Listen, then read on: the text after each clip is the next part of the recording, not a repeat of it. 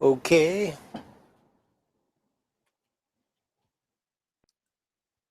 All right. Checking. We actually have a couple minutes. I'm just being sure. Anybody that's here early, let me know that you can hear me. We're going to get started in a moment. Just making sure that we got some audio and all that. I think. Do we have it? Do we have it? Not sure if we got audio or not. So, oh no, we do. I see it on the Hangout. Okay. Yes, okay, good. We got some folks. Hey, type in y'all. Let me know that you can hear me and see me and everything. Okay, good. Everything's all good. Hear and see. Okay, we are going to get rolling real soon. Um, okay, great, great. My name is Khaliq Glover. I want to welcome you. I'm also known as Khaliq-O-Vision. And if this is your first time meeting with me, welcome. It's great to meet you. And if you've been a student of mine or a friend of mine for a long time or a short time, glad to see you here too. Uh, it's my intention to not take a whole lot of your time. I know it's kind of late in some areas, and all over the world, we got people attending here. But what I want to do is make sure that when you leave here after about, we're going to probably only go about maybe an hour. You've got some great value, and you'll have a chance, I promise, because this is a quick amount of time. I'm going to cram a lot of stuff in here. And I want to show you as much as I can in this little bit of an hour, but of course you can only cram so much. So I'll show you how to take things farther if you want to get more information or see some options that you have to continue on. And by the way, those of you that are on here, I did a couple of other sessions and presentations earlier, and so if you're returning, welcome back. And if this is your first time on here, I got some great news for you because I have something very special that is going to be waiting for you in a few moments. I'll reveal how to get it. It's going to be absolutely free, and you'll be able to change a lot of things about what you do with your music with some of these concepts I'm about to share with you. Today we're going to be talking basically about, you saw it up there, it says how to find the perfect effects for your song. And effects in the song, that's something that I didn't realize this, but let me tell you the genesis about how this training came together. Also, let me tell you a little bit about who I am and my journey, just in case if you're brand new and getting ready to, make your own journey with me. You might want to know a little bit more about me. I'll make this short though. So, like I said, my name is Khaliq, and I'm one of those guys. I've been around a long time. I started out as a guitar player and morphed into an engineer and producer quite by accident. And so, over the course of time, I got a chance to work with a lot of great people. I got a chance to win a Grammy, work with the great Michael Jackson, work with the great Prince, and a lot of other legends. In my time that I've been out here, really amazing. Just feel so blessed. Wow, when I think back about some of the things, older stars and newer stars such as Justin Timberlake and Christina Aguilera and people like that as well. So I've had a chance to be pretty lucky and see some things and be pressured in the heat of this music industry to really come up with stuff that's powerful and come up with stuff that's competitive sounding. And this was not an easy journey, because if you are as passionate about music as I know you are because you're here and on this subject, you've got to be trying to go deep. And at the time I came up, a lot of people were not sharing things. So I basically learned from putting in time, watching over people's shoulders, doing some deconstruction and reconstruction of what other people have done, and reverse engineering the sounds that I hear. So what I'm here to do today is to try to help ease that process for you a little bit, and just ease your time a little bit so you don't have to go through all that. It was a thing where I've been able to get into the right doors because I developed my own unique sound and style and approach about doing some things. Now listen, I think I do pretty good as an engineer. You know, you can't get in with some of these people unless your skills are at a certain level. So I feel proud that I developed my skills to a certain level, but I don't consider myself anything special. You know, I'm no different than you. I started out, like I said, as a guitar player, and I had no idea about technology. So I'm self-taught for all the things that I learned from getting thrown in. You know, God bless me with an accidental thing where I was playing in a band, and then when I left the band, I went off on my own to try to learn how to record myself. And a guy had some equipment, he didn't know how to use it. So he said, hey, if you, I got the gear, if you learn how to do it yourself, go ahead, you're welcome to use it. And then another guy was watching me teach myself, digging in manuals and everything, and learning how to use recording gear to record my own song demos and everything. And this was like almost 2 years this guy was watching me. And then one day he came up and said, hey, listen, I got an opportunity for you. I don't know if you'd be interested. I know you're trying to do this other thing. You're playing the guitar and everything. But you know, I knew that he was like the chief engineer at the studio. It's called Lion Share Studios. It was owned by country music star, his country music legend, Kenny Rogers. He said, I don't know if you're interested in everything, but an opening came up, you know, where you can come in and maybe learn a little bit about what's going on in the studio. You know, you won't be doing anything major other than, you know, just kind of helping out, cleaning up, seeing if anybody needs things. So I'm basically getting a job as a runner, you know. So I was like, well, you know, I didn't really have I didn't have the inclination to want to do that, but I needed money, and there's like a steady job. It wasn't a lot of money, but it was something that was steady coming in. And I said, okay, well, let me just see what it's about, you know. And once I got into that world, I was hooked. It was fascinating to me to walk into studios with huge mixing boards. You know, Lionshare was a beautiful studio. It was one of the premier studios in the world, you know. One of the ways I got to work with Michael Jackson is because Quincy Jones worked in there. Loved that place. He did Back on the Block and a lot of things in there because he loved the atmosphere. You know, the place was luxurious. It was called, in fact, now that I think back about it, if Donald Trump had been in the music industry, he probably would have had a studio like this. It had, like, you know, mirrors, wall-to-wall mirrors, and brass, what looked like gold, but it was brass, railings and trim and things like that. Very luxurious looking and in the best quality.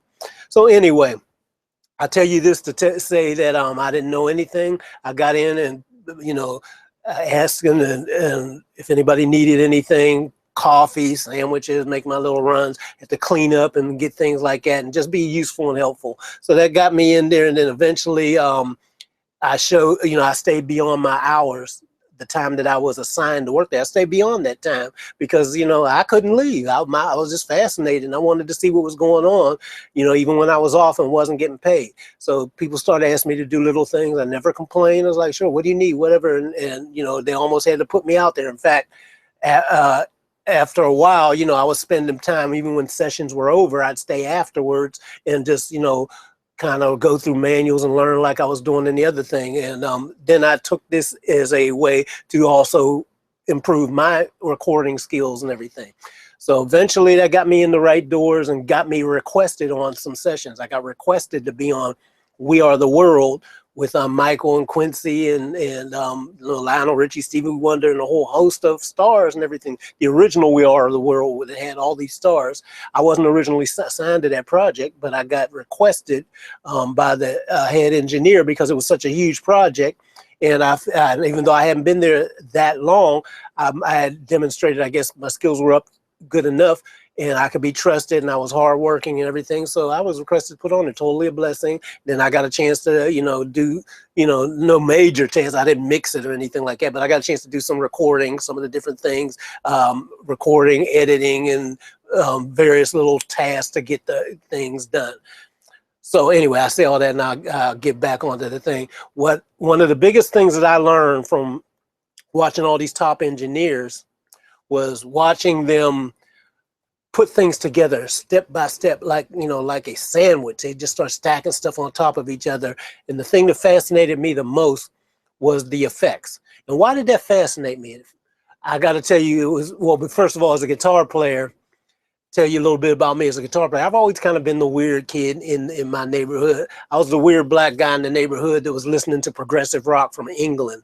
And You know, some guy turned me on to it one day, and then I was hooked, and I was listening to all the British imports and stuff from Germany and all the, you know, craft work and all these things like that, because they had different sounds. You know, I was still into all of our great American music. In my neighborhood, you know, was nothing but R&B or jazz and stuff like that, you know. So I was the guy that kind of stood out because I listened to all this other stuff and everything. I was particularly fascinated with a group called Yes. And this group was from the 70s, and great group, progressive rock, you know, classical, funk, rock, everything else all crushed into one. It really taught me a lot about being a guitar player, because the guitar player of that group was voted Guitar Player Magazine's best guitarist in the world for something like 3 years in a row or whatever. This guy was amazing. And so I was determined to learn how to play some of the stuff that he did. You know, he was doing flamenco, so I did my little, you know, reverse engineered flamenco, and, you know, he played little jazz licks, rock licks, and I bought he had a steel pedal steel guitars and stuff like that, the flat one. So I bought a steel guitar and little stuff like that, and learned how to play all these different little things. So I was the only guy, needless to say, doing this stuff, getting different sounds. But what I started discovering, I had another secret weapon called an Echoplex. This was a hardware tape echo unit that you could run and get delays and repeats from, because it was a tape loop, and you could control it and move it around. It was a manual thing, but I mastered that thing to get some really weird and otherworldly sounds where my guitar started sounding like keyboards at certain times. In fact, the group that I had, all we had was guitars, but we were trying to simulate the group Yes, which had a keyboard player that he was surrounded by stacks of keyboards, and I had to simulate a lot of that stuff with guitar sounds. Fast forwarding now to this time, you know, this stuff serves me very well now, because what made my style in the studio a little different, I think, it was my usage of effects. You know, sometimes it was too much, I gotta admit, because I get fascinated with the sound. I'll go for something and take it way out, and it's like, whoa, that's too weird, man, it's way out there. You know, can you just put a straight reverb on it or take all that stuff off? I've gotten all that, the whole thing. But, you know, I pushed the envelope on it. I was proud to do it because it fascinated me. Now, as I've done things over the years, I've learned the appropriate times when to do it, and more importantly, when not to do it. So what I'm going to share with you right now, we're going to get ready to get to it. I'm going to show you a few slides on the first part, and then in a moment, after a little while, so you're going to want to stick around to the very end, because I'm going to give you a link where you can get free access to a very valuable piece of content that's in fact, it's over 108 hours worth of content that's going to really help you in this area, and it's going to be absolutely free, no strings attached. I'll show you how to get that in a moment. You know, like I said, the subject of this is how to find the perfect effects, because I went through a lot of what I went through trying to get the effects to make me stand out, but it did. Mission accomplished. This is what makes I think this is what separates everybody from each other. Like me, my sound is not so much that I'm so great with EQ and all that. I do good on the EQ. I do good on compression. Those are my basic skills. So I can make something sound good, something sound clear, something sound powerful, and all that. Those are the skills that every good engineer, that's the skills you're supposed to have. The separating factor is, how does your song have this unique thing? You know, it's something that's like, when somebody listens, it kind of pulls the ear and makes them, whoa, what was that? What? Listen a little deeper or whatever, or they get lost in hypnotic and they just kind of just sway and listen because they get lost in your sound. Those are the type of sounds I like to create with the effects and everything. So that goes beyond just the normal sound that you have. Now, how do you get there? Okay, what we're going to talk about now. Let me talk to you first of all, give you a little history of something that I did with my good friend Joe Gilder a little while back. We were having a conversation, you know, we've known each other and everything, so we were just kind of having an off-the-cuff conversation, like, you know, we should do something together. I was getting ready to do a effects course and everything, but it wasn't really, I hadn't really formulated it yet, and I'd seen Joe doing some stuff. I've always admired him, so I told him, I said, hey man, we should do something together one day and everything. He, oh yeah man, let's do it. So our initial thought was, let's do a webinar together. Let's do a webinar together. Let's do like a 1 hour, 90-minute, 1 hour, whatever webinar, and I'll talk about how I use effects and, you know, my thought process I go through and everything. And then the more we talked about it, we realized, well, you know what, an hour or an hour and a half probably is not going to be enough. So let's do a series of 3 webinars, and you know, just tell people about your thought processes and everything. So we did a couple of things on there, and that started out in our first version of Effects Magic. But as we were doing it, I knew inside that there's so much more that I didn't tell you or couldn't tell you in that little bit of time, because I was just trying to squeeze I was trying to do a brain dump. And it's really neat. What you needed to know was something more structured and everything. So this kept kind of bothering me, because, you know, while it's nice, you know, it's nice to make money out here and sell products and things like that. All that's great and everything. But my real mission is to make you better, to share my knowledge and just leave you better than when we first met. That to me is mission accomplished, and everything else will fall in place. So I kept feeling that, you know, especially after I did something, I was like, wow, I forgot to tell them this, or I do something and listen back to what I was doing. I was saying, well, you know, at that point was really clear to me in my mind, and I'm thinking, can't they hear it? You know, and no, they can't hear it. They don't know what the heck you're talking about, Khaliq. I was taking things for granted that you understood what I was saying when I'd say some of these concepts that are really in just my mind and soul, and it's unique to me. So it's like, Khaliq, what you need to do is rewind and come on back here and think about how to step by step this process out. So now it's going to expand and go way beyond just 3 webinars, you know, but that's okay with me. I didn't mind that. I said, okay, it's going to go beyond 3 webinars, but let's go ahead and do this. And so what I did was mapped out a process to think about step by step what I do from the moment I get something to when I finally finish it off. Well, as it relates to effects, what's my process? And I came up with a good blueprint, timeline, formula, whatever you want to say, to get you there, to take you from actually struggling, you know, where you have your sound is just not quite right. It's kind of flat and boring. It's just laying there. It's ordinary. Nothing really special about it. It doesn't sound bad, you know, because these days it's hard to even get music sounding bad, because the equipment is really good. Most people have learned enough techniques from things that they've learned out there. The people giving tips on YouTube, books you can buy, DVD videos, courses you can get, things like that. So, you know, bad sound is really not that much of a problem anymore like it was maybe just a few years ago. But still, a lot of people are having the same old stuff, where if you get something and you get your stuff and it sounds pretty good, but it just ain't standing out from the crowd.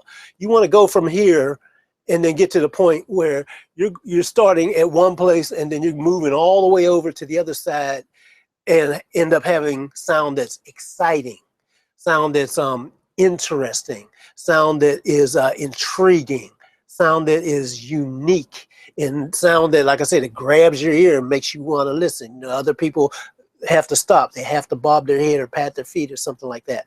That is the goal for what we're going to be doing here as it relates to effects and everything, because it's a atmosphere and a feeling that you get.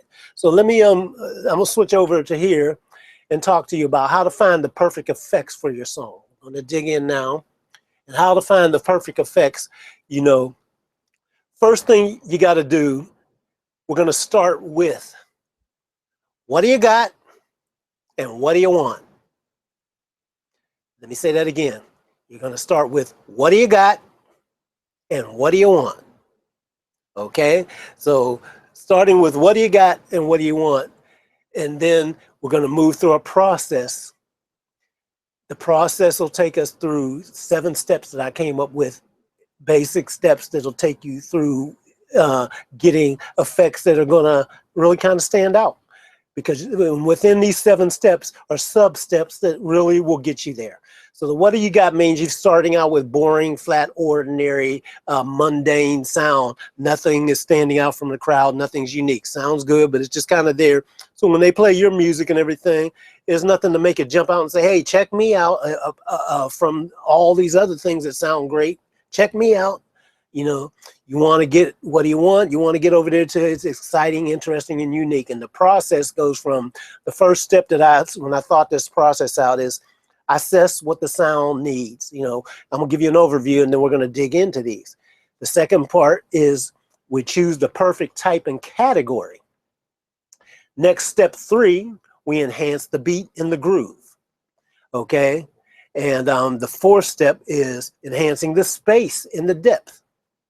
And then the next part of that is shaping the tonal quality and the texture. That's step 5. Step 6, then we're going to layer the texture to fatten and expand. And then finally, step 7, we do our final tweaks and tests and also any automation if it's needed. Okay. So this is important. This is a really important thing, and we're going to dig in a little bit deeper, because on the surface, seeing those steps seems like, okay, that's something I can do, just do and breeze through, and then okay, I've got it. Not so, my friend. It takes a little bit more. We're going to dig in now, and what we're going to do is dig into this first part, and I'm going to show you how deep this can get. And each one of these 7 steps breaks down just that deep. And then here, let me also explain to you this free gift that I have for you, because today we're not going to do it. We're not going to be I won't give you any sonic examples, because that's what you're going to get in the free version that I'm about to gift you with in a bit. The free version will show you when I go over into Pro Tools, and then I'm going to call up a session. There's a site called Cambridge-MT where you can download free multi-tracks and use them for practice. People have uploaded them so that they can be used for tutorials and educational purposes, you know. So I downloaded a couple of tracks from there. I have one that's really, I think is really nice. It's interesting. It's got a lot of elements and everything, so you can have fun with it. I will have a link where you can download that same one, the same example thing, and go do some of the things that I say and try some of the things and ideas that I give to you as we go. So you just stick around. You'll get that link in a bit. I'll show you where to get all this stuff, and you get this training for free. That's where you'll get the real meat. We're just going to talk about it on this webinar right now, but you'll be able to hear some of the examples that I go into, you know. Now, and let me explain something else too. The examples that when I go into Pro Tools, I bring up a raw session, and we're going to talk about that. You know, it's a thing where we go through start with what do you got and what do you want, and we start with a raw session file. Okay, so the raw session file, let me show you this. We start with a raw session file, and this is going to be before I even enhance it. So because it's to demonstrate the effects, the song is completely unadorned. There's no levels on it. It's going to come in straight, you know, everything at the same level.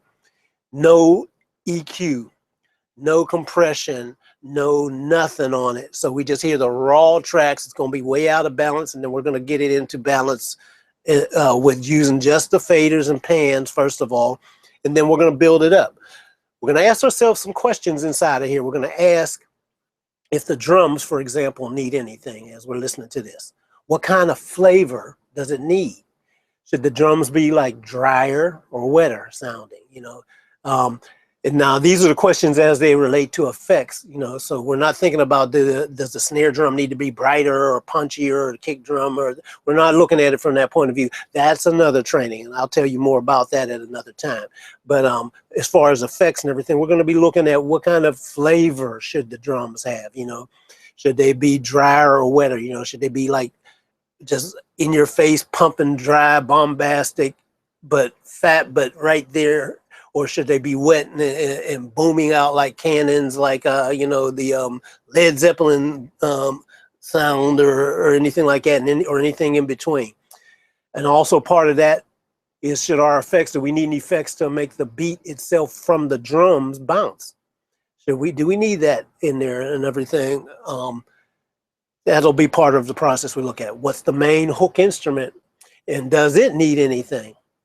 You know, should it be fatter or wider? We're going to talk more about some of these points here. I'm just kind of giving you an overview of opening up the raw file. We're going to be digging into a lot deeper things.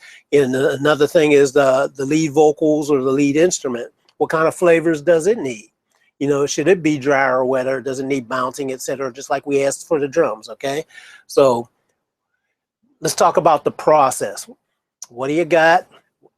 And going through to what do you want? So we got a flat, ordinary sound, boring and everything. So step number 1, to get closer to what do you want, we're going to go through and I'm going to show you what we do. The first part is assessing what the sound needs, so that you are exactly clear and very sure about what to do first. Now, this is very different than just diving in. A lot of people just simply dive in right away and start putting things on. Okay, I got drums, so I know I need a reverb. Bam, dive in, throw on a reverb. Okay, I got vocal, damn, bam, throw a reverb on it, throw a delay on it, throw these things on it immediately without going through any kind of real process to know what you need and why you're doing it. I'm going to take you through a process so that when you do this stuff, and the interesting thing is this process happens before we actually do anything. So what this is going to do is get you a mix in your mind of what you need. That's going to be very, very clear. You're going to end up having clarity on exactly what you need to go for and how to go about getting it before you do one thing, before you touch one plugin. Going through this process, you'll know just how to make it happen for you. So this is going to get you better, more quality results rather than just some random things that are just thrown on, Okay, so the first thing we do when we got our basic raw tracks called up here is we go ahead and listen and choose which candidates need processing. Now what that means is there's candidates in the song that are going to be obvious. Oh, that definitely needs something. Bam, that definitely needs something. Oh yeah, but the thing that you go for is very strategic. And when I show you in the, like, for example, the in the free gift that I'm gonna give you inside the Pro Tools session, it lets you clearly see as you go through the tracks which instruments definitely need something, which tracks already have something recorded on it. So some candidates may already have effects recorded in them, coming, like the factory patch may have effects embedded in it. So you might need to add something in there, or you might need to mute it down a bit, and if it's stuck on the thing, you might need to process it in a whole different way or enhance it in a whole different way. But knowing and choosing which candidates need the processing is very powerful. Okay, so that's going to be the first thing you do. And then let's talk about the second part. Then we're going to pick the star performer and the secondary support performer. Okay, most songs have like at least usually two things that are going to be the main things that your mind latches onto. If you've got a song with a lead vocalist, most of the time we take it for granted that that one star performer of course is going to be the lead vocal. Or if it's an instrumental or something like that, like a sax or a guitar, whatever, some kind of lead instrument, but let's stick with vocals. So we can automatically assume that. So what I do is if it's a more sparse thing, I'll say the vocal and then one other key instrument that doesn't support. Now, how you think about this is for the instruments, because the vocal we take for granted. So for the instrument, what we do is think of, we got to find and identify what's that one instrument that the song collapses when that instrument is taken out. The song just falls apart. The other things you can leave in and it may be okay and cool, or take out and it doesn't really have an impact. But when you take this one certain instrument that's the bedrock of what the song foundation is, the song falls apart. Or when you hear that one instrument soloed by itself, you can imagine drums playing. You can imagine support around it. You can imagine some of the other things, and here's things in this one instrument. That's the one we have to identify as being the star performer inside the instrument bed, and then there might be one other secondary support under that. If we exclude and take the vocals and say, okay, vocals, we know that, so we're not even going to count the vocals because we know they're automatically in it. Let's dig in and find the two things within our musical base that are doing the main thing and then the secondary thing that supports it. Those two things hold the song, glue the song together, and the rest of it, excuse me, the rest of it you can take in and out. Okay, so let's go back over here and talk some more about some of the other things.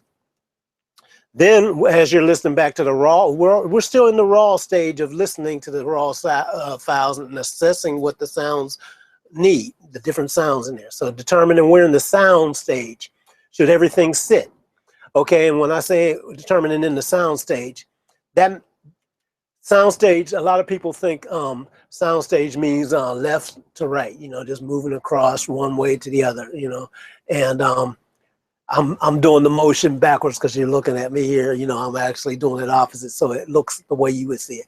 But you know, people think the pan, like on a pan knob or something like that, left or right is the sound stage. The sound stage is so much more. You know, like when you're watching me, you're seeing a visual.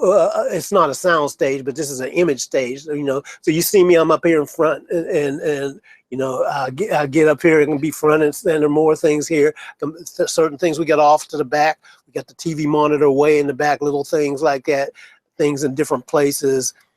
And this is how you want to think about placing your sounds too when you're hearing this thing. But my whole thing that we're talking about now, we're kind of in determining this without even touching anything. We can see we can hear the sounds going. We can see the meters moving up and down. We've identified where the stuff is on the faders and everything. And right away, our mind can look at a fader, look at the meters, and listen to the sound and determine where that needs to be in the sound stage. Oh, that's something that needs to kind of be a little bit farther backstage. Oh, that's a front and center thing. Okay, that's front and center, but a little off to the side to support the main lead. You know, you can imagine all this and start putting these things together like a puzzle. So it's pretty amazing that you can do this. And then you imagine how many different effects, you know, that you're going to need. And this is very important too, because this goes beyond. A lot of people start thinking, yeah, I need a reverb, I need a delay, you know, I need a chorus, flanger, I need a doubler, I need, you know, a pitch shifter, such and such, thinking one dimensionally. But let's dig into those dimensions, because there's a lot more to the dimensions, you know. Imagining how many different effects you need. And we're going to talk about it later on when we talk about categories, because there's categories of these different effects that have the subcategories broken down to it. So for example, when you're listening to your drums and everything, you know, you might say, if it's live drums or whatever, okay, I need some reverb. But what kind of reverb? You know, do I need a plate? Do I need a room? Do I need a hall? Do I need a chamber? Okay, now, well, I made a decision on that. Okay, do I need, say for example, I choose a plate. Okay, well, what kind of plate? Do I need a dark plate, dark hall, dark room? Do I need a bright plate, bright hall? You know, what kind of tail should it have? You know, how metallic should it sound? Things like that. These are all little things that you gotta think about in the rooms and halls and things like that. Bright room, hard surfaces or whatever. You know, darker room, you know, lots of furniture in the room and lots of things that absorb them, so things are pretty dead. These are all characteristics. Darker sound and close and almost like an anechoic chamber or something like that. You're going to imagine this stuff right away when you hear the sound identified, and the more you do it too. This is why it's going to be great for us to use that one song as the example, because you guys can actually download it and play with it and then get your idea for what you think it needs. But us tossing this together, you know, I have another thing, and I'll tell you about that. This is not the place for it, but I have a thing that I'm bringing back. I used to have a thing called Mixing Academy, where it was a monthly membership, and we just got on month after month after month, and just tackle one thing for mixing in a group session. We all batted ideas around to how we thought we could make the song better and grow, and that was very educational. So I may even do something like that again, because I think that's very helpful, especially when a lot of people are bringing different areas of support behind it and ideas. Okay, so anyway, let me go back here, and then using your imagination to get that, and then once we imagine what we need, okay, then we got to set up our aux returns for those categories we just determined. You know, so if we need, you know, we need reverbs. We've identified some things, but maybe we need several different types of reverb. Maybe we need a long reverb, a medium reverb, and a short reverb, or maybe we need a bright verb and a dark verb. Maybe we need something that's non-linear versus something that has a tail on it. Whatever, you know. We need to set up our aux returns that we're going to be to accommodate the categories we came up. Delays have their own categories. So we, you know, and this breaks it down. Sometimes we might need a quarter note delay, an eighth note delay, 16th note delay, triplet delay, dotted, you know, things like that. Different ways of hitting the groove. Something with more in between the things, you know, something that there's other categories of delays and things like that. Like and when I came up and being a guitar player, I had guitar pedals that had delays and all that. Those were analog sound, which is very different, based on bucket brigade delays, which is a whole different type of sound compared to the normal digital delays, because these were analog delays creating these sounds. Different type of sound. Tape delays. Most of you may have heard that term and everything, but you know, when I first started, you know, now I'm glad I got a chance to firsthand see and be the one to have to set up what a tape delay is, you know, because like I told you, as a guitar player, one of my secret weapons was a thing called an echoplex, which is a tape delay. But when I first went in the studio, one of the first tasks that I had to learn to help other engineers was to set up a tape delay in the room using an actual tape recorder machine, creating a tape loop out of some actual tape, splicing it together into a big long loop, and threading it around several mic stands going around in a room. We had a little room off to the side. We'd have to make this loop, big old loop where the tape could travel around the room, being held up by the mic stands and going around through the reel-to-reels over the tape heads and everything. And then also determining the speed, you know, using the VSO, which determine the speed on the tape machine of the delay time. Okay, so it was very interesting to see stuff like that and hear the results of it in real time in the studio and watch these engineers do this stuff. It was like magic to me when I was first learning.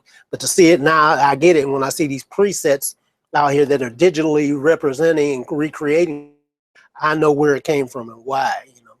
Okay, so then now let's talk about determining the tempo and how it fits in with the parameters. Tempo is very important because you know, the obvious thing, most people think about tempo and think about using it to time delays and stuff like that, you know. But it goes so much farther beyond the delays. The delays are obvious, but you can use the tempo to work with other parameters, you know. First of all, using it to determine what kind of decay times you need on your reverb tails. You know, what about the pre-delays of the reverb? We're going to see how the tempo fits in with some of these things. Okay, what about modulation things? How do we know how the modulation should go? How fast to animate something? What fraction of a beat or what fraction of a time, you know, in milliseconds, does this get it so it's modulating in the beat and not throwing the groove off? You've got to know these things, and we talk about that. How about contrasting dry sounds versus wet sounds? This is a very big deal as well. You know, dry sounds versus wet. Well, we're looking at what we can process, so that's the wet part of it. But what we don't touch is just as important as what we do touch. And recognizing and making the right choice is very important. So here's what I want you to do and realize. See, I've got this thing up here that says, let's go to Pro Tools. That's where I actually go over and move to inside the Pro Tools session and show you and talk further about what I want with audio examples. We're not doing that here on this webinar, but it's in that free gift I have for you. The first thing is where I got in and I said, let's go to Pro Tools, and then we listen and choose which candidates needs processing. And I play the song, and then we go ahead and analyze it. Then we go through and pick the star performer, and I tell you why. There's a couple things that could be front and center, and some things seem to equal out, but I say what nudges one thing out over another. Here's what I'm thinking and why I'm thinking it, assigning it that category. Okay, then determining where in the sound stage everything should sit. Okay, so that's you know, when we're listening to the stuff, I'll point out, okay, I think this should be here, there's such and such, forward, backward, left, right. It's not just side to side, like I said, it's front, back, left, and right, you know. Imagining how many different effects are needed. So we're going through all this before we actually even put anything on, you know, because that's where it gets deeper. But going through this process really can get you very clear on what it is you need before you get started, so that you reach for the right things and you're not making just guesses that you have to go and undo because you just chose something random. Then setting up the aux returns and make it so that you can accommodate all the categories of effects that you decided that you needed, you know. And then determining how the tempo fits. We go through that, and figure that one out. And then we figure out, okay, what sounds just still definitely need to stay dry versus wet, or the sounds seem to be dry, but they actually have an effect imprinted on them in the recording. So there's nothing we can do about that. So that definitely needs to stay dry. And then other ones that maybe have something recorded in it, but we can't leave that dry because the recording itself still doesn't sound enough. So we see what's in the sound. How can we expand the sound? It's very important to go through that. And then once you know exactly what sounds you want to process and why you want to process, that's the more important thing, knowing why they need to be processed. Then you go to the second part. See, we just talked about what was needed to be done in the first part. Now the second part is where we start getting into the actual nitty-gritty of choosing the perfect type and category. We start putting these things together, So this is where you go in and you start this digs deeper into the Effects Magic 2.0 masterclass.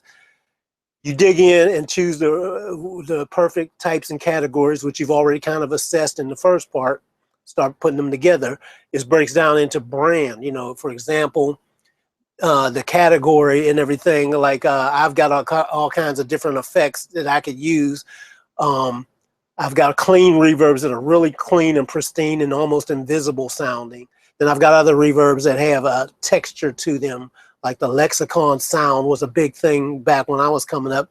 Every studio had a lexicon reverb because it had that lexicon sound. It was still very clear, clean sounding and expensive sounding, and it just worked, but it was still fat, and it had something that was more than just a natural real life.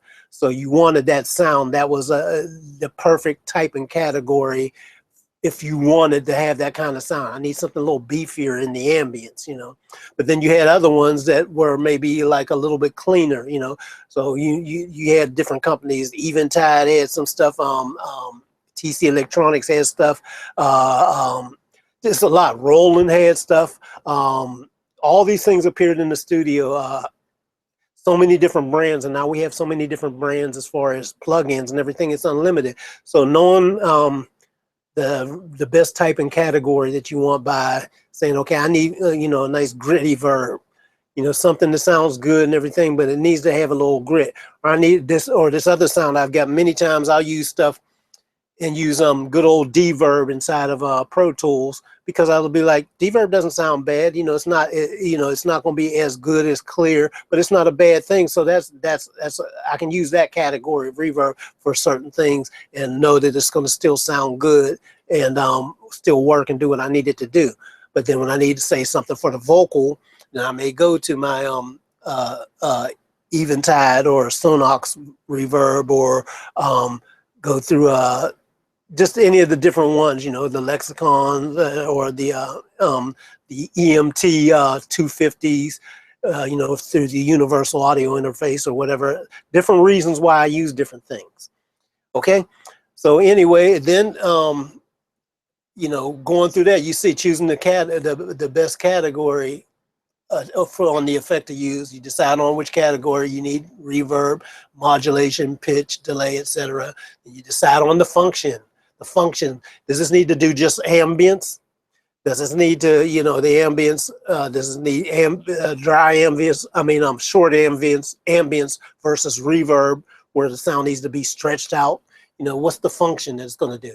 Does it need to be fattened or whatever, or widened and things like that? Does it need to be animated, etc.? Decide on where in the stereo panorama it should appear. So I mentioned excuse me, my throat is a little bit dry.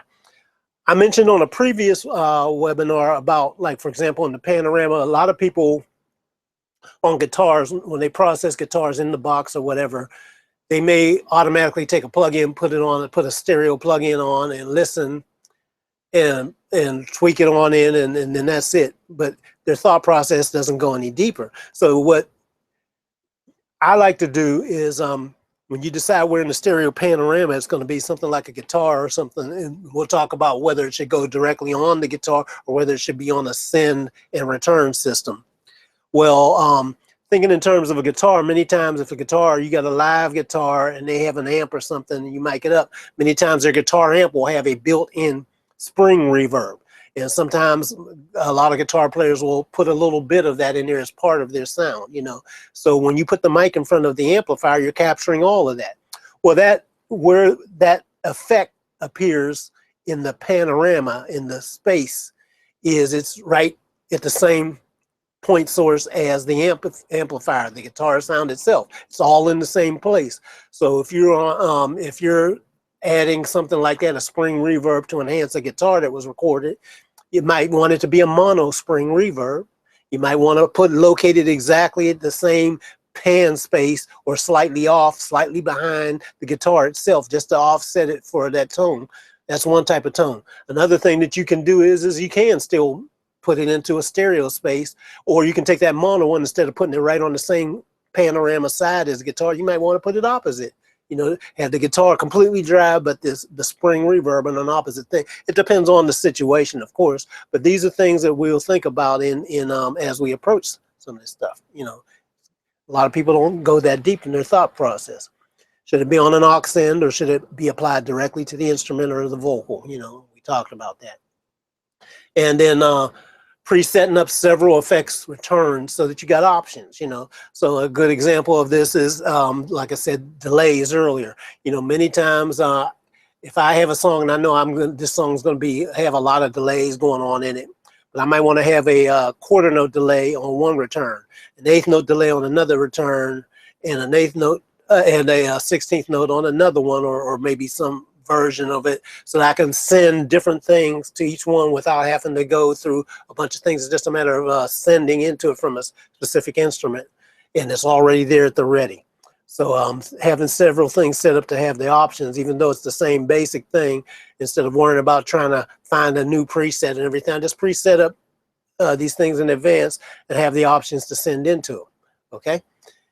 And then we go further on. You know, you got various effects categories, and then you go through to the third part. We'll get deeper into that. We're going to wrap this up in a bit, and I'm going to tell you how you can get the first part of that free training I told you about. But let's talk about that. You get into the enhancing the beat and groove. You get into enhancing the space and depth, and these all get broke down just like the previous ones we just talked about. The shape and the tonal quality. Shaping the tonal quality, rather, you know. So this is once you've got these things, it goes beyond just putting EQ on the effects returns or things like that, you know, because you can put MS processing to make it wider or whatever. You can grit certain things up.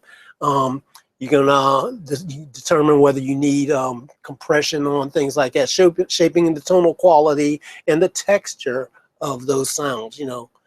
Digging into layers. Okay, once you got some of the basic things, you might want to stack one thing on top of something else. You know, you might have a nice reverb and say, okay, I need to have an actual delay in front of the reverb, or maybe a reverb going into the delay afterwards, or a chorus reverb afterwards, or whatever, stacking things up. It can be done in serial, or maybe you say, I got one thing I'm sending through, but I need to do something else along with it, so you're doing it in parallel. So we're going to talk about things like that to fatten and expand the different textures and layers of the sound. And then going through the final tweaks, testing, and automation. You know, this is where, when you've got the other parts of the song working, it's EQ nice and all that, you still got to go back to your effects and make sure they're setting in just to the right place. And also testing and being sure that the things that you thought about using in front are still effective once you've got things going. Something that seemed like a good idea up front, as your song develops, you may say, oh, okay, it seemed like it was good to have it on it, but I don't really need it. Let me take it off. You know, you have to go back and revisit these things to be sure. Okay. I've done that many times. And then I also told you one of the secrets is you don't need very many effects for your song to sound affected. So if you put reverbs or delays and things on like maybe just one instrument, many times the mind will take over in a psychoacoustic effect, and it'll seem like that effect is on more than one thing, you know. So you got to go back and just check it out and be sure that you're being aware that that could be happening, because the danger zone is because of that same psychoacoustic effect. Something that you may have chosen earlier may be building up with other things you put on, and then before you know it, you have a soupy mess. I can't tell you how many soupy messes that I've had to break myself out of, because like I told you, I love effects. It's my strength and my weakness at the same time, because I had to learn to reel it in sometimes. You know, people come in and I'm thinking they're going to be all thrilled by how clever I got with some of these effects and everything. And they're like, man, take all that stuff off. It needs to just be raw and dry. So I had to learn to be discriminating on this. So like I said, it's just important to know when to leave things and have contrast, you know. But going back and testing and tweaking your things to make sure it's fitting in just right. And one of the best tweaking tools is to use a good old-fashioned mute button. Mute it out and see if the song still sounds good, or if it might suddenly sound better when you take something out as opposed to when it was on. Okay, so anyway, like I said, I wanted to make this a presentation that wasn't super long, but was still super helpful. And in a moment, I'm gonna get ready to share with you the link that I have. In fact, let me get over here and see if I can put this over there. I'm gonna go back and check on you guys over here and see. Okay, let me see what's going on here. Okay, first of all, tell me, guys, has this been helpful to you and everything? Does it spark a lot of ideas? Because like I said, effects are kind of like the stepchild, where people just make them as the after, you know, EQ, compression, and all that stuff gets all the star power. But this is really where the real secret sauce is. This is what's going to separate you. So this is the part that I wanted to dig in. Is this helpful to you? Breaking it down like I did, does this give you more points of an approach to dig in for yourself? You know, definitely wanted to make sure that I could do something that would take you deeper than you've gone before. You may not have thought about some things like this. Hit me in the chat box and let me know. Okay, cool. Well, you know, like I said, now what we just talked about was the first part. So what I'm going to do is I have this thing up here. That first part, I have it in a members area that you guys can get for free. You can get access to that. It goes deeper. It shows you, like I said, I'll go into Pro Tools. I'm going to show you the raw session and talk about my thought process, you know, and Effects Magic 2.0 is coming. So I wanted to do something for you to give you value right now that you can use right now. Whether you become a part of Effects Magic 2.0, that's not the point. The point is I want to give you something that after today you can walk in and do that, and then you say, okay, I've got enough of the basic concept, I can take it and move on. But if you do want to go further with some more deeper training, we've got that option too. I told you I would share with you a way to take it further and deeper. So let's start out. I'm going to give you this because I'm not selling anything. I'll give you the link where you can go in, and all you have to do is basically register. Now, just to be transparent too, I do give you the option other things in there that you'll be able to see, that you can choose if it'll be helpful for you. Fine. Nothing outrageous though. It's just to take you through and everything. It's just part of my shopping cart experience here. So let me load this up and see if you guys can see this. Okay. I think, let's see. Can you guys see the little offer thing that I've got there? If you can, I'm hoping it'll be visible. Just click on the thing where it says I want free access, and what that'll do, it'll give you a it'll take you through the process where you can register and get in. You can get this for free.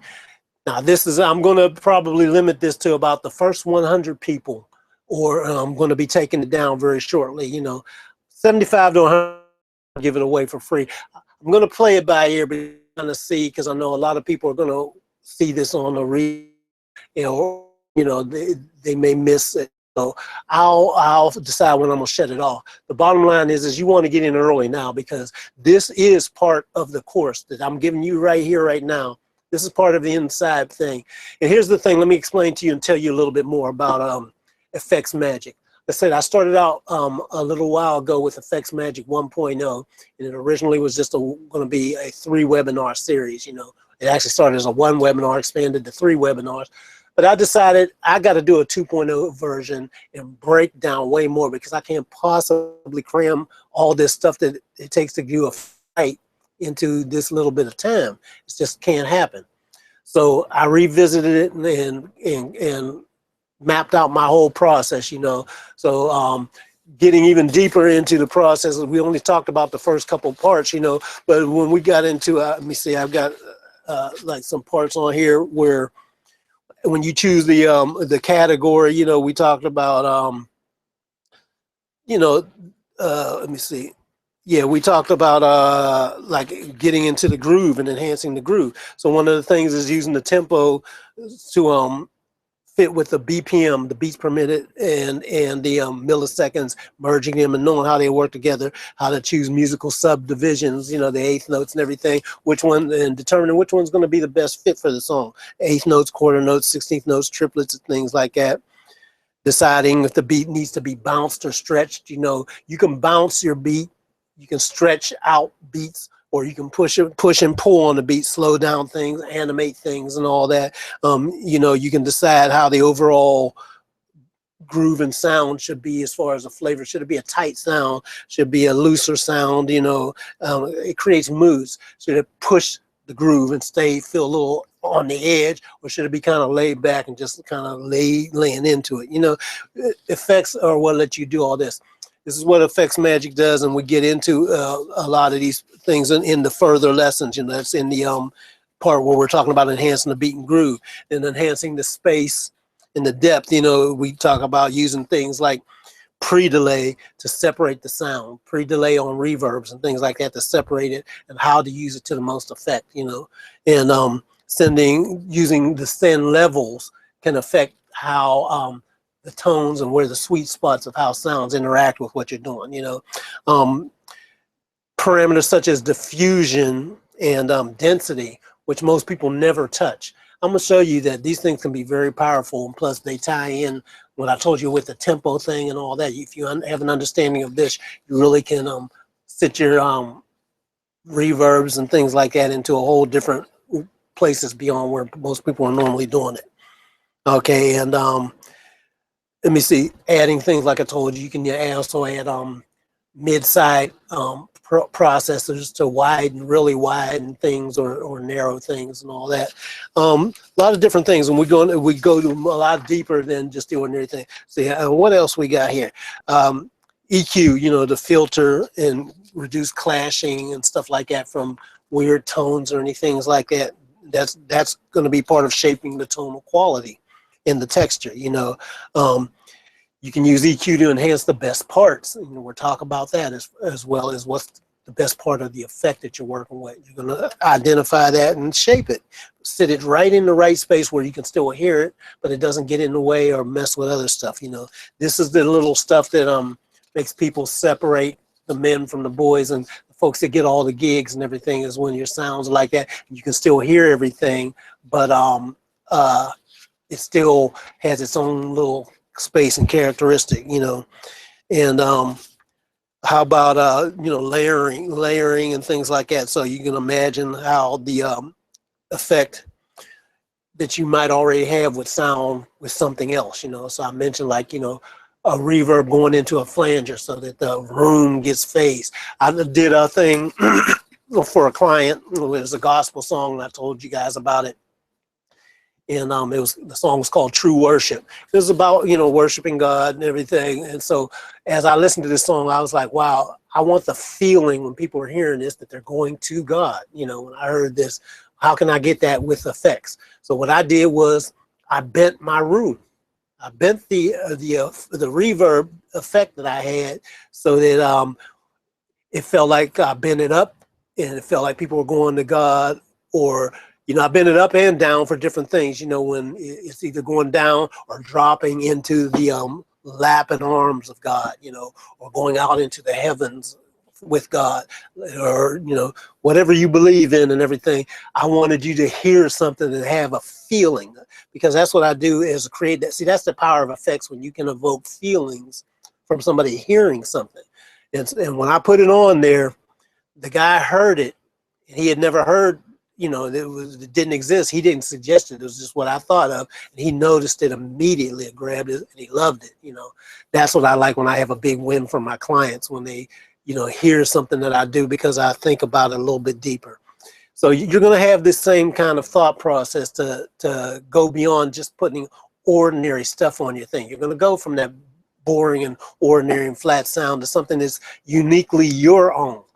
It's not flat. It's interesting. It pulls the ear. What was that? Whoa. You know, somebody's hearing it and don't know why they hear it, or they get hypnotized by your sound, and you can look and somebody's listening to your music and they got to close their eyes and they got to bob their head, got to pat their feet and move their body or sway or something. They get lost in it because the sound is so good. That's the power of effects, you know. So yeah, I can't wait for you guys to do that. Go ahead and grab that free training and watch it and utilize it and everything. And like I said, if you want to go further, there's other options in there where you will be able to do that. But there's a lot in there in that little bit I gave you, and it'll keep you good and busy. The full course, Effects Magic 2.0 Masterclass, you'll be getting notified of that real soon too. So when you get in here and get part of the free modules, you'll be notified when the full thing is out, so that even if you want to get your feet wet with this, you'll be able to know when the next full course is coming out. So anyway, I hope that was helpful to you. I just wanted to tell you a bit about what I had there and give you something, like I said, that you can use right now. And this is my gift to you, and there's a lot more coming. I had stopped doing a lot of webinars and things like this for a little while because I frankly got a little burnt out from doing all the things. You know, I'd been doing Google Hangouts and webinars and all that. I've been doing them for years now. And they can be a little stressful in addition to doing, you know, when I'm out working and things like that. So I had to take a little break, clear my head and regroup. But I'm back now, and so be on the lookout for me to do more of these things, because it's my goal to transform you. I want you to be able to get where your dreams can come true with your music. You know, just like mine did. You know, I was just a kid playing guitar and ended up coming through and working with some of my favorite people. You know, I still am totally blessed and totally kind of in awe that I worked with somebody as brilliant as Prince and Michael Jackson, you know. And you know, I'm just grateful too that the family felt that I was close enough to be invited to, you know, to the services and everything. So he and I had a decent little bond. You know, like I said, I'm not going to act like I was his best friend or anything, but we did get along. I liked him and he liked me, even though he was very tough and everything. He never asked more out of anybody than he asked of himself. So that was the lesson that I took, and the appreciation that I had for a guy like him is that he pushed you. So this is what I used to do when I was at Paisley Park, for example, and working on some stuff.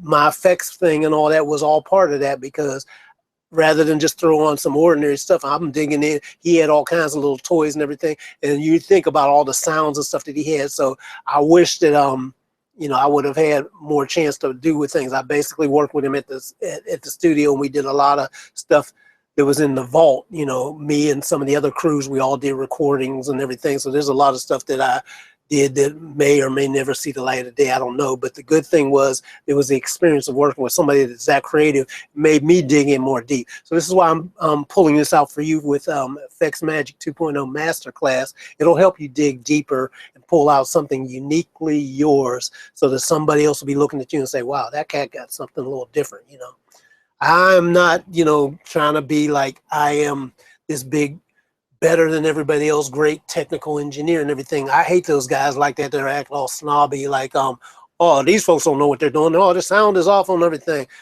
I think the bottom line is that kind of stuff is much overrated. You know, good sound is a wonderful thing, but what a lot of technical people do, and I'm gonna leave you with this because this is kind of a pet peeve of mine. A technical thing, I mean, a thing that a lot of engineers get into once they start learning something is they get too technical and they start thinking it's all about the sound. Never forget, it's about the music. It's not about you. It's not about me. It's about the music. And that's probably the biggest thing. This is why, like I said, when I go into these things, I'm thinking of the sound. What emotions can this bring out of the music? What's already there? How's the music already talking to me and saying what it needs? Bring that out. It's not about, you know, being able to brag and say, yeah, I put 1,000 compressors on and everything and got all this stuff going this way, and listen how loud I made it and everything. And you have something that's loud and everything, but if you don't put the feeling and leave the feeling in and sculpt it and enhance it, then to me, it's all for nothing. You can have the best EQ and have everything perfectly carved out, but if it sounds boring and uninteresting and doesn't move you, it is all for nothing. So never forget that it is about how does it feel. How does it sound, but how does it sound goes below how does it feel. Number one, I think, is at the top of the rung. How does it feel, and then how does it sound? Because I've heard plenty of stuff that didn't need, I mean, there's old hit records out there now that didn't sound that great and had mistakes and things be out of tune, but they felt so good they became classics. So never forget that, and don't get caught up in all this technology too much. Now I'm gonna get off my soapbox now, but I just crossed my mind and I felt it in my heart that I wanted to share that, because that more than anything, I think, is what got me into the different scenarios that I've been in, is that I wanted my music to feel good. Or if I had a client listening to something I did, I wanted them to feel good. I can't tell you how much of a sinking feeling. I know you can probably relate to this if you've worked with anybody else and you play something that you did and you worked for a long time on it, you play it for them, and they're kind of like, eh. you know, that's a sinking feeling when you think yeah, got it, nailed it and everything, and it doesn't do nothing for them. But when you get there, when you push yourself, when you don't get all in your feelings and everything, say, okay, what did I miss? Let me listen a little bit more. I got 2 ears. Don't talk. Use this twice as much. Let me see what they got. Ask them a quick question. What were they going for? What are they hearing? What's missing? Think about it. Go in. And then when you go back and have that spirit, you'll get something that's going to make them smile eventually. I'm one of those type of people that if somebody gives me a no and doesn't like what I do, I take it as a challenge. I'm gonna make you like what I do. It might not even be, it doesn't have to be the best, but when I get done, you're gonna be happy with what I did. Now I've had, just like all engineers get their stuff remixed by somebody at some point. All engineer, I've remixed people's stuff and I've had my stuff remixed. No big deal. You don't take it personally, because it's all about a concept somebody has. It's subjective. It doesn't mean anybody's any better or worse or anything like that. I think those are childish arguments, and anybody that gets stuck in that, they're really short-sighted, and to me, they won't have as long a career if they don't let those petty things go. You are just as good as me. It's conceptually what separates us on these different things. So anyway, let me get on. I don't know why I went off on all that, but every now and then, I like to get on my little stump speech, because I just want you guys to get it, man. Just get it. So hopefully that makes sense. And I'm gonna check in one last time, see if you guys are okay. This covered affects magic, and hopefully you got it. Were you guys able to get? I'm gonna check the chat. Oh, also, let me say this too. We did one earlier, so I set this up in the new members area. As in addition to being this audio engineer, I have to be a webmaster now and things like that. I'm a one-man crew here, guys. So everything I thought I tested, it seemed like it was working. The last session we did, a couple people said they didn't get their they said that they were able to get into the once they registered, they were able to get into the members area and everything. They said they didn't receive their emails with the login and password. So what you should do is make sure you bookmark when you get in, bookmark that page and everything.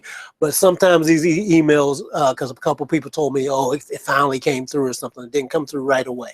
If you have any problems, though, just send me an email to Khaliq at Khaliq-O-Vision.com. You've got my email and the email that you got from me to get here.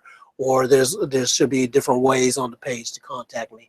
If you have any problems with all, or if you notice a problem and you want me to, say, Khaliq, you might not have known this or noticed this, but check it out. Here's something that's happening on your page or your website, and just pull my coattail, and I'll get on it and fix it.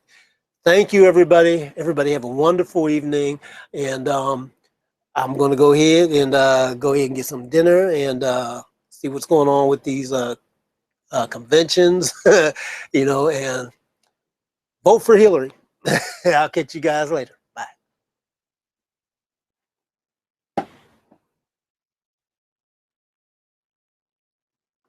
Oh, wait, I'm not going nowhere yet. Okay, so Joel Joel says he can't access the content. Um, Joel, I don't know what happened. Try it again because I've got other people to say they got it. So so yeah, there's other people that got in. So maybe something went in. Try a different web browser, Joel, or try clearing your cookies in your web browser. It works apparently. Some people have getting it. This kind of thing happens all the time. It's the internet, so it drives me crazy when some people get it and some don't. You just don't know why things happen. Sometimes you might have to try it again. Try a different email address. Make sure you didn't have any typos or anything when you put something in there. Just try it again because it's there's other people in here that are able to get in and get access. So it's working. I did as much testing as I thought I could do. But if after today you still have problems, send me an email, man, and then I'll take a look into it. But just try it again. You might have to re-register and try it one more time. Maybe your email didn't go through. Maybe, like I said, there was a typo. Anything could happen. So just give it a try and you should be able to get it. Try maybe even resetting the password, whatever. Okay. Anyway, let me look in here one last time.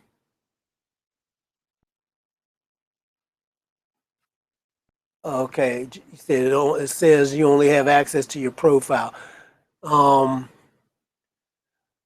Joel, just send me an email afterwards. If you can't get it, try a couple of different things. Like I said, if you got a different email address, try that and see. Try a different web browser. It could be a web browser. It could be a lot of different things. If you can't make anything happen, then shoot me an email and then I'll see what I can do and look into it for you. Okay.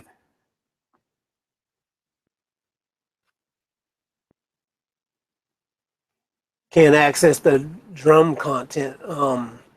Drum content. Um, I don't know what that is. That's not on. There's no drum. Oh, you're talking about the little download thing. Yeah, it sounds like it might be something on your browser then.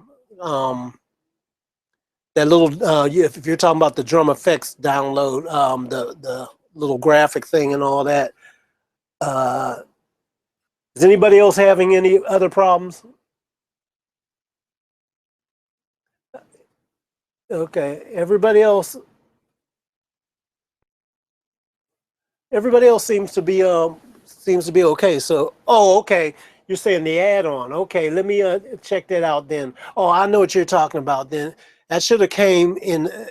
Like I said, sometimes the emails are slow. You should get an email, and it actually, once you got done, you should have had a thank you page that came up that had both links and access to the members area and an access also to that drum effects webinar.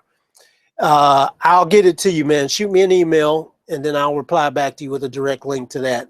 And don't worry, we'll get you taken care of right away, okay? Anybody else, if you guys have any other problems, let me know. Okay. No login email. Okay, so there obviously must be a little something going on. So let me know, guys, what your problem is. Shoot me an email, and trust me, I'll solve it for you. Don't worry about it. Just if you got in and got access to the content, that's the main thing. If you didn't, shoot me an email. Let me know what happened, and maybe send me a link to the page where the problem is, or whatever you did, screenshots, whatever you want. I'll get it solved for you, okay? And let's go ahead and get it, because it seems like it's a case-by-case basis. Some people's working for it, no problem. Other people may be having issues. So we'll get you happening. Don't worry about it. Okay. Anyway, I'm going to go ahead and sign off, guys, and I will catch y'all later.